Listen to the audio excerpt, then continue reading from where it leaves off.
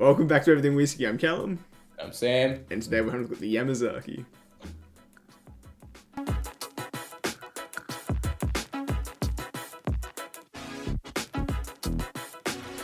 Alrighty, welcome back. Today we're doing, as I said, I'll try and give the camera a better look, but my camera is also kind of bad and doesn't do its job. Basically, we're doing the Yamazaki, the Distiller's Reserve. It's just the non-age statement version of it. Yeah. And Yamazaki is the oldest distillery in Japan. It was started by Shinjiro Tori, and that was in 1923. So Shinjiro Tori being like the kind of the father of Japanese whiskey, started it all before his partner went off and made Nika, but Suntory's still the oldest. Yeah. And Yamazaki is the oldest of their products.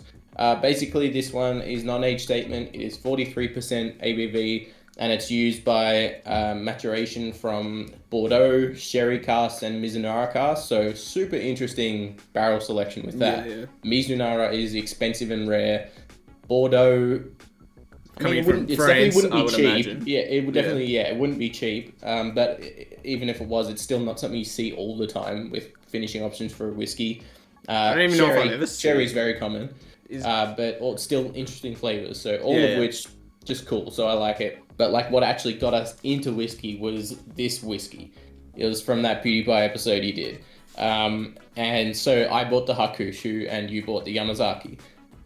Now, well, actually, we're probably going to get through those within the next week or two, all of them, just because, I don't know, let's do a Japanese week or something. Yeah. But super, super nice. I think that it was an insanely good choice when it comes to, like, showing a newcomer who, what like, just, like, levels of complexity with also no, like, kind of notes that will scare anyone off. Yeah, it's like one that can be enjoyed by someone who is a newbie who can't get tons of flavors, but also by someone who can like get all the flavors by an expert or whatever you want to call it. It's almost like So, refined. I don't like good. that term, but refined. Yeah, probably no, I know what suits you as mean. well. Yeah, and the only issue I have about like beginners starting on this is the price. I don't Especially know why the hell now. we started on it. It was just now. Yeah, look, we paid what. I think I paid 115, 120 for it then. Yeah, and I think it's a lot more now. Now like 160, 170. Yeah, I don't know. It changes all the time. I think it's going to get a bit better within the next few years, though. Hopefully, yeah. But anyway, we'll get into the notes. It's just classic, the Japanese floral notes with like caramel. So many fruits. Yeah. It's vanilla fruit basket. It's like got that sugared vanilla cream in a like just. I'm getting like a smattered on darker basket of caramel, fruit. but yeah. I think that's I'm getting it too. I think it might be like the raisin notes, like the kind of like caramelized fruit sugars. Yeah. Because that's, I assume, coming from the sherry casks. Yeah, when I smell this, I imagine just like stewing plums. or I imagine raisins. like stewing raspberries and like overly ripe strawberries I get as well. like dark Like I'm fruits. getting the lighter kind of red fruits. I'm getting dark fruits, but I'm getting lots of raspberries and strawberries as well. And some floral notes, like just some honeysuckle. Actually, The not stewed. maltiness It's like a is, reduction. It's more sweet. Yeah. Yeah. The maltiness is not like not what it's present, but it's not like not over the you top. would have within like a Speyside Scotch or something like that. That kind of like grain cereal funk. But also the same. That's the same as the sherry fruit funk. I think there's like enough other fruit notes in there that it's not just like a deep, overly ripe, too ripe kind of fruit. It funk balances that it some out. people. Yeah, it's balanced. The vanilla, that light barrel bitterness or barrel spice even. It's kind of, you know how like which one? The back from the barrel, we said it's like got a lot of baking spices. Oh, Nika. This doesn't have it. Yeah. This kind of has like not all those baking spices and not to the same intensity, but it's got like some cinnamon or nutmeg or something. It's got light spices in it. Yeah. It's nice. I want to taste this, so. Yeah, Why did we so stop good. drinking this, by the way? We got like halfway through the bottle and then we moved on. Determined to just like buy more. I don't know. It is so nice, so fruity, so floral, so sweet. It's but it's like complex, balanced. But it's so balanced. Yeah, that's my thing with it, is that there's lots of notes in here and they're all really cool, but they're all balanced. It's not like... Also, that 43% kind of like picks it up a bit. There's like, it dances around. Yeah, it's nice. Yeah, it doesn't taste... it tastes like a 46, I guess, maybe.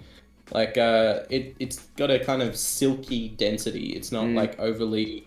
It doesn't taste too thin or anything like that. Like, you would think that 3% wouldn't make that much of a difference, but I'm not getting any issue with like any thinness or anything. And there's decent legs on the glass, and we're not really big leg people when it comes to, well, at least when it comes to glasses. When it comes to whiskey, it doesn't normally tell me that much. I know some people like to look at it a lot, but I don't know, sometimes it just means nothing to me. But looking at it, it looks like it's decently oily. It's relatively thick.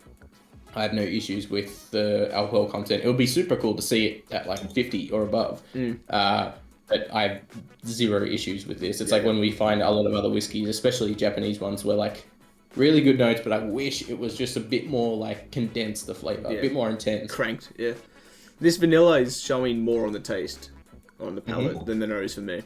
I was getting more caramel. On the taste, it's vanilla. In fruity vanilla. The finish is like any more floral for me as well. Yeah.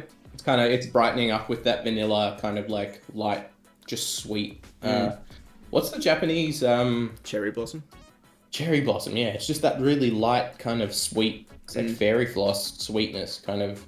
This is like on the finish. If Japanese culture had a flavor, this is what I would associate Japanese. Like I'm getting like the cherry blossom. I mean, for me, it'd like probably be their food, but if you're talking probably their food, but yes, I get what you mean.